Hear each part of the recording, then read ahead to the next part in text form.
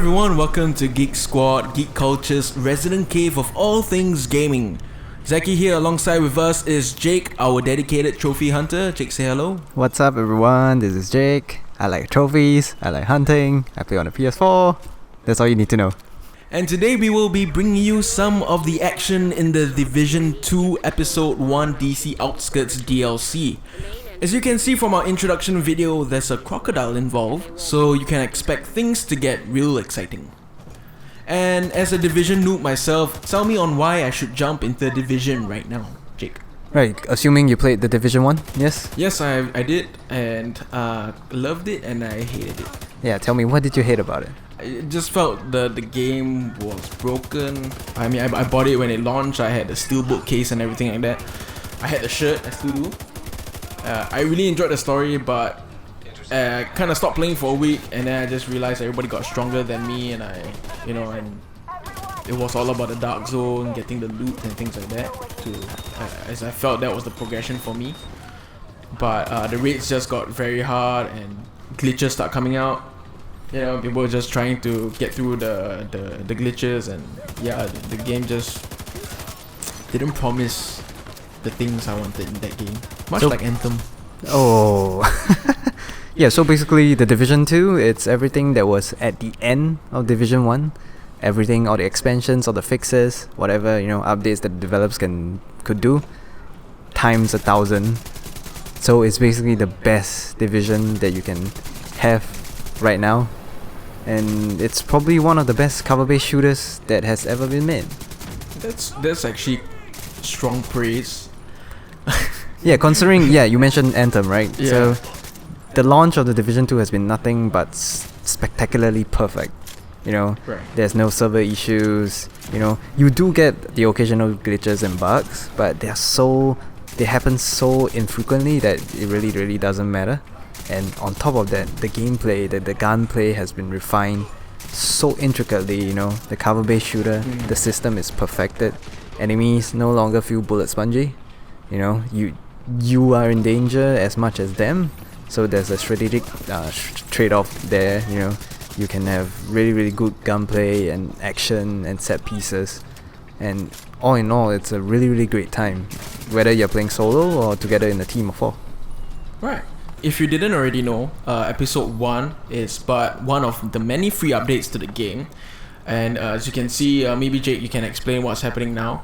Yeah, so basically this is one of the new main missions that has been added as part of Episode 1. Basically, if you're looking at this mission right now, spoiler alert, you better finish the main story first. So this is the Manning National Zoo, where the Division has been sent in out of Washington DC, the city proper. We are now at the zoo to hunt the leader of the Outcasts, who is otherwise known as Emeline Shaw, who, if you played the main game, the story, you realize that even when we took down the Outcast stronghold, we didn't actually manage to eliminate Emeline Shaw. So right now we're here in the zoo trying to hunt her down. As you mentioned before, there are a lot of things that's new to not only the Division 2 but the DLC as well. So maybe you can actually tell us what's new about this Episode 1. Yeah, so Episode 1 adds in 2 new missions that fleshed out the story even more. So like I said, this is the Manning National Zoo. And then there's the other one, Camp White Oak, where you go and hunt down the rogue Vice President of the United States. That is, we'll leave there for another video, which will, be slowly uploading our adventures in Episode 1. There's also classified assignments, as well as a new discovery difficulty for Operation Dark Hours, which is the raid, as well as the new PvE experience, Expedition. Right, so that sounds really enticing. And the Division 2 is a game we should definitely have in our wishlist, or at least in my wishlist. Safe to say there will be more updates coming up, right? And I think it's something worth jumping into now, or even later when there's a sale, of course. Oh, I would definitely recommend you jump in now, just in case you feel left out, and there are players around that can help you power level and stuff like that. Right.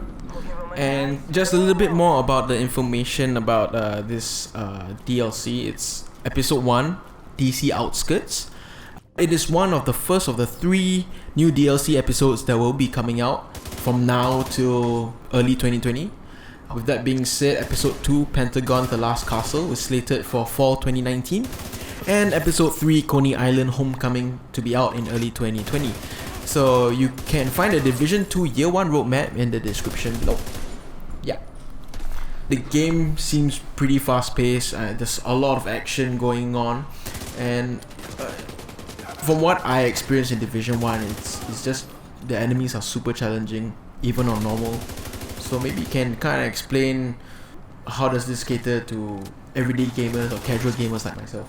I wouldn't say the Division 2 is too hard. There's a certain degree of challenge, but like most of this kind of shooters, you need to be geared properly. Don't be taking on things that are too way high level for you, and then I think you'll be fine. Anyone that can pull a trigger and aim, I think you'll be fine playing the Division 2. But yeah, just check this out. Yeah, weird fish that never die. Yeah, so if you stay in cover, you pick your time to come out of cover, take a few pot shots. You should definitely be dying less than you would expect to, especially considering Division 1. As the game was updated towards the end, I think it felt more balanced, and I think Division 2 it's even more balanced than before. And the enemies are well designed, the factions are varied, they all have different functions, they come at you differently, and I think as a Division agent you have even more tools at your disposal to take care of the different threats that are coming your way from the enemy factions. Ubisoft has really done a good job in terms of how enemies are portrayed in this sense. I mean, there's bound to be bullet sponges, but it's not everywhere. In a sense, yes, like there are hardier enemies, not your regular grunts that you can take down in a few bullets to the head. There are heavies, which are these big hawking guys that have armor plates around their body. So it's more of picking your spot in that sense. If you consistently shoot at a certain area of his body, the armor will break off. You can target his flesh and take down his health really, really quick. That similarly, you as a Division agent, you're not invincible as well. If you're not in cover, you're always in the open. Yeah, the enemies can read you to shreds as well. Every faction has their different quirks, like I mentioned. The Outcasts we are looking at right now, for example, their snipers are bow-wielding, Robin Hoods, who can, snipe you from afar with explosive arrows. And they are the only faction that has suicide bombers as well. Yep, and then their heavy can usually either be carrying like a flamethrower, or they'll chase you down like crazy giant men with sledgehammers. That forces you to mix up your strategy, that you can't always hide in cover and be safe forever. I think that's why I'm so drawn to this game, because it's not something where they would dumb it down for you and just run and gun and just clear enemies. It's like you gotta be smart and really fully utilize that cover system that's given to you. Of course, you can just play the game as a cover shooter, or just a run and gun shooter if you prefer to play it that way. Whether you survive or not is another question. Okay. Yeah, and then out in the world, just look at those arrows. Those are very, very annoying arrows. Yeah. So even in the open world, there are like puzzles to solve. There are secrets to find. So that there's actually plenty of gameplay elements outside of the shooting that they can keep players engaged and learning more about this world that they have built. So as we can see, we are now fighting the Outcasts in order to get to the leader, right? Yep. And what are the other factions involved in what do they bring to the table? Yeah, so the other 3 factions, 2 in the main game, which are the True Sons, and which is like a military faction, ex-soldiers that have turned crazy somehow. And then you have the Hyenas, who are basically just anarchists who just want to see the world burn. If you completed the story, the main story of the Division 2, you'll meet the Black Tusks, who are technologically advanced, and they're almost like the opposite of Division agents. Just that they are not on the side of good; they're on the side of evil. Yeah. So all these factions, they have their own teams. That the True Sons are all about shotgun. They have foam canisters that can trap you, force you out into the open. And then we have the hyenas will rush you, they take drugs, and then they go crazy, and then they run after you with batons. Sounds like the Reapers from Days Gone. Yeah, actually, I would say the Outcasts are more like the Rippers with their bald head and all, crazy tattoos. Right. Yeah, and then you have the Black Tusk who they can use technology against you. They have drones, they have robot dogs, they have robotic tanks that can just take you out at an instant with sniper rifles and stuff like that.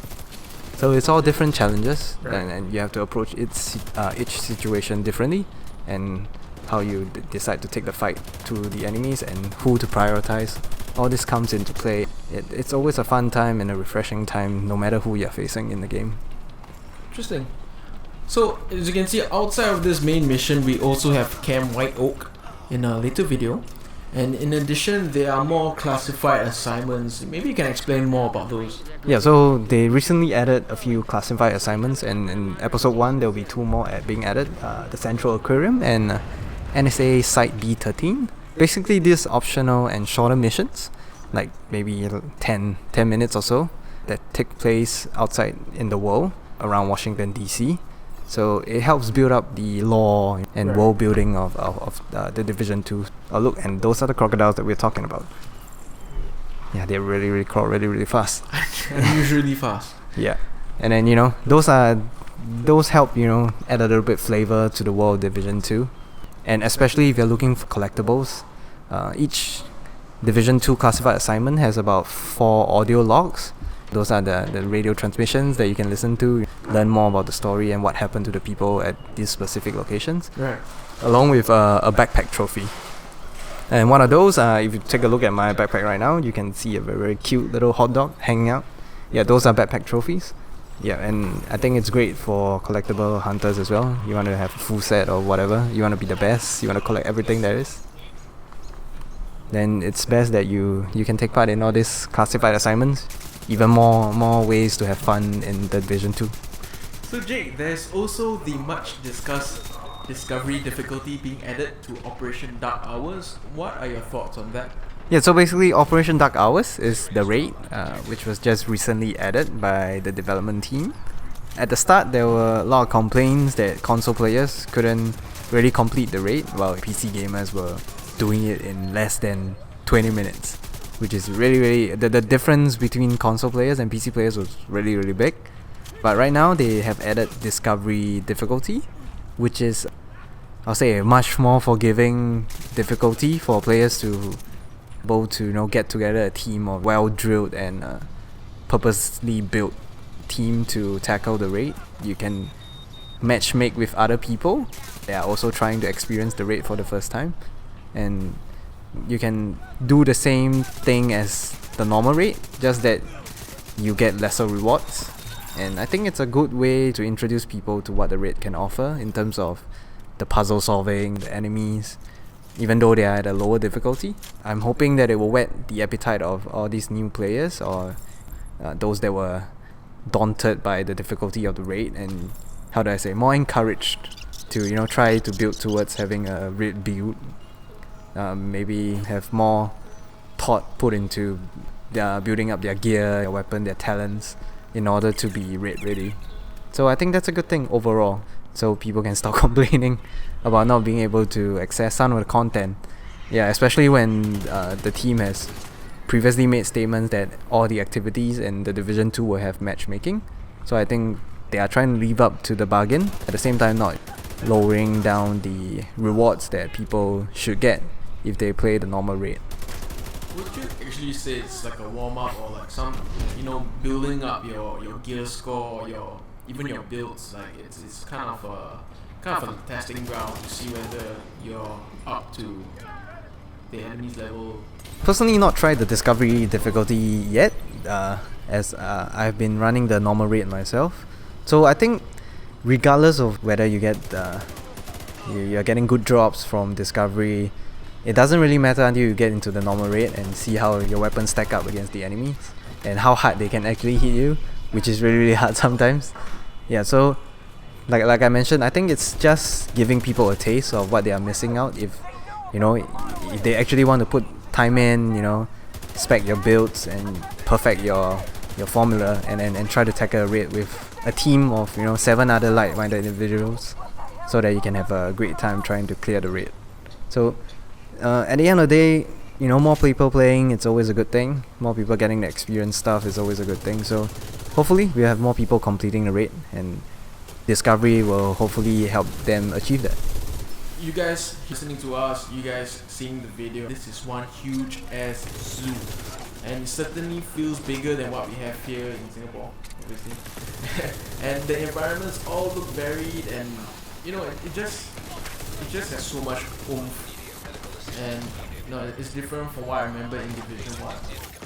Yeah, definitely. You remember in Division 1 you're stuck in the city, it's always snowy. Yes. It's always dark, you're going on to even darker places, underground, and in the metro. So in the Division 2, everything, it's basically more colorful, as you can see. Just not just in this mission, but overall in the entire story, the entire progression you have throughout the game. You're visiting different locations, you get to go from buildings, to parks, to even the underground looks much more pleasing to the eye than what we are used to. So that's a very big improvement compared to the first game. And I also see that right now the health system has been changed. Looks like now the armor has points as well. Yeah, so now instead of med kits, you are using armor kits. So like the heavy enemies, you have a set amount of armor that you can have before you start taking damage to your health. So it's much like the health kits in Division 1. But I think it makes more sense, to have armor protecting your health instead of having just a super long health bar that, that feels different every time you get shot at. And we just saw about the revive system as well. Yeah, that's the Reviver Hive in action. Yeah, so the Division 2 also added a few other tools, new gadgets for players. The returning ones are like the turret. Now there's drones, other than the familiar ones like seeker mines and such. So yeah, I'm not really a gadget guy, but playing solo, I think it's very important to have the Reviver Hive and the cam launcher to heal yourself. The developers are definitely trying to make it more viable to have skill-based builds, so that's something positive to look towards too as well. So as you mentioned, I myself am more of the support type. So what can you tell us more about Ubisoft trying to really blend in all different kinds of players in terms of skill set or their preference in play? So what can you tell us more about specialization of classes? Yeah, I think the main difference in Division 2 is the specialization system, like you mentioned. So there are 3, and now with the new gunner specialization, 4 specializations that players can, as long as you return to the base of operations, you can change your specialization. So there's the gunner, which I'm running now, who is carrying a huge minigun. And then you have the demolitionist, who is armed with a grenade launcher, a survivalist with a crossbow, and then finally the sharpshooter with a really, really big ass sniper rifle. So those are the archetypes that you can choose to play with. If you want to stay at the back and pick off enemies from afar, go for the sharpshooter. If you like to get up close and personal, doing some AoE damage, the grenade launcher for the demolitionist is for you. And like you said, if you are a support class, there's the survivalist, who carries a crossbow, which can be explosive, and his other skills are more pointed towards supporting the rest of your party members. The new gunner, you get you can't get into cover with a huge ass minigun, but you get added armor, you get better reload. And recently they just rehauled the specialization point system. So previously, each of the specialization, they could add bonuses to damage and handling and other stuff like that to certain weapons. But now in all 4 specializations, you can choose which weapons you want to add all these bonuses to, which is another good thing for players to specialize how they want to and in the way they want to play. So that's only a good thing. And in addition to that, I think the developers have been doing a really, really good job of supporting the game.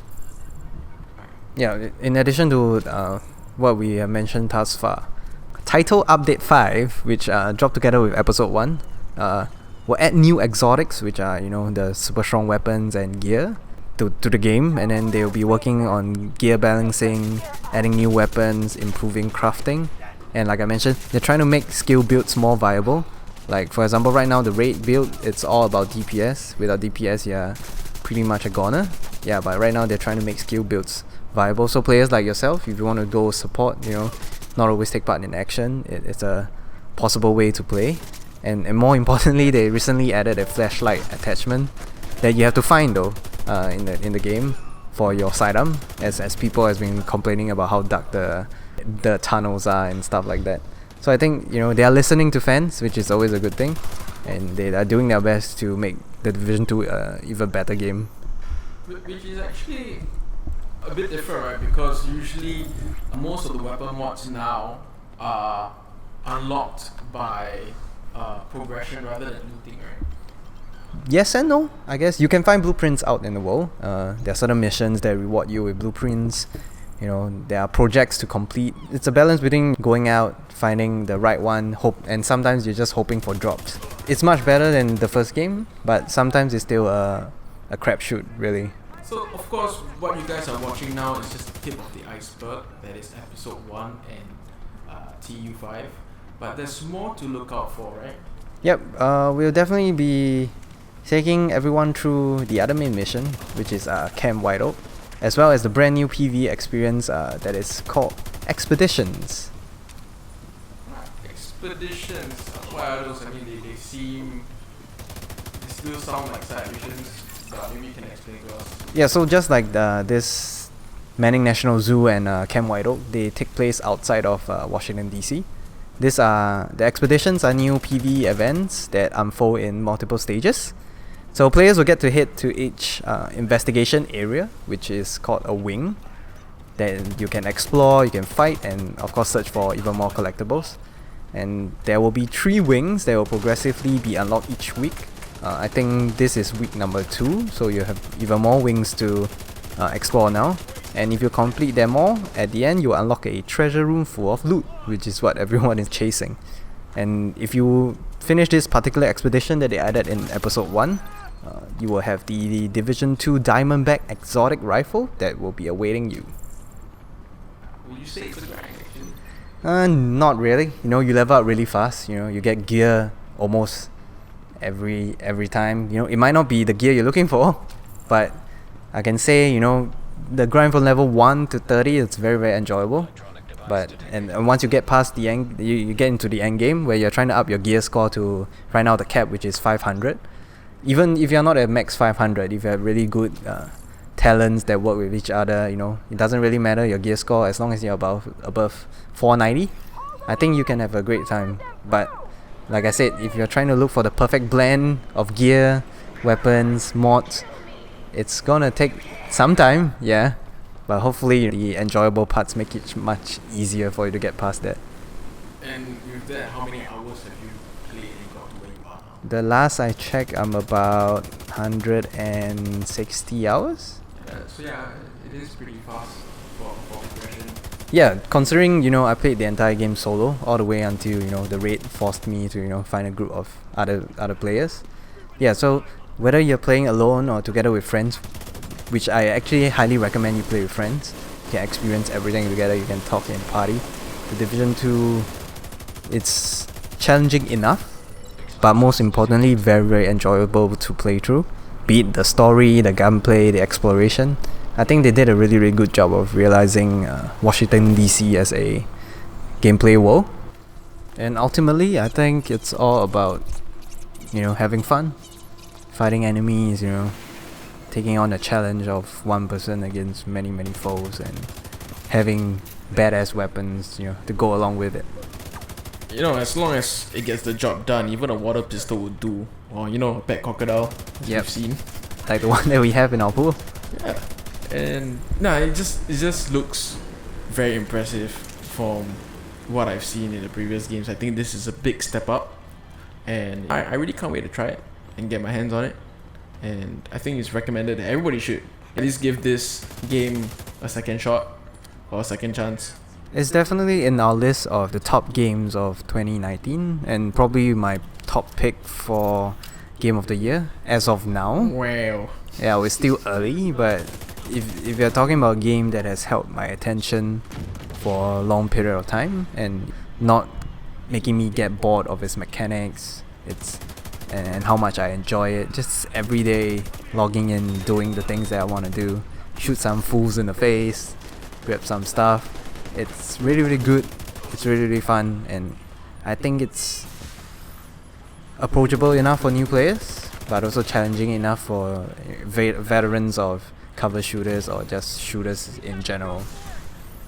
And with the amount of support the game is getting, I think there's no better live service games out there right now compared to the disastrous Anthem. I think Destiny 2 is another one that is slowly getting back on its feet. Yeah. Yep, so right now the Division 2 is probably the best shared world shooter out there. But I understand if the modern day shooter isn't your cup of tea, but for anyone who thinks that they might be interested, definitely give it a try. Well, folks, thanks for staying tuned. We've got more Division 2 content for you guys on Geek Squawk coming up.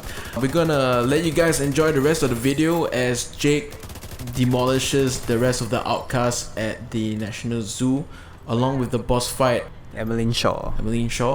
And yeah, with that, please hit that subscribe button as well as that notification bell icon so you can stay up to date with our latest geeky content and news. Let us know in the comments below about what you like and what you didn't like about the Division 2, or what you would like to see more of. Until then, stay geeky. Division 2!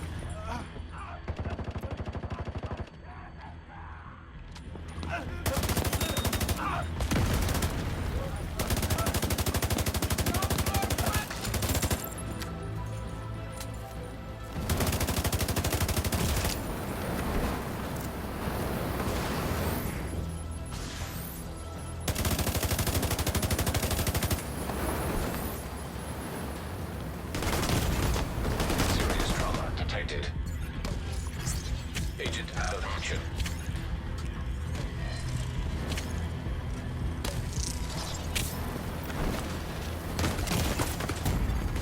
Immediate medical assistance needed.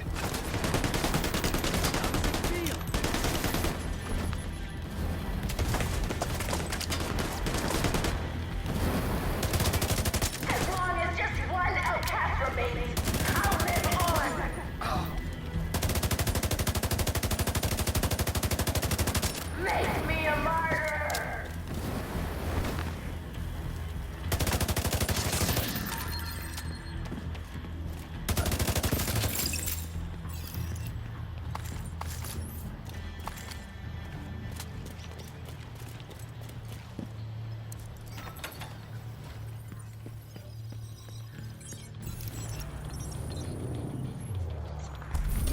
See how the mama bears watched us? She's making sure we aren't gonna try to hurt her baby.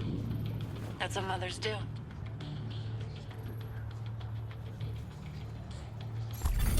Target deceased. What a fucking waste. Think of the good she could have done, the lives she could have saved. She was right, you know. Killing her won't end the outcasts. It might even make them more dangerous for a while. But without her to hold them together, they're gonna start to unravel.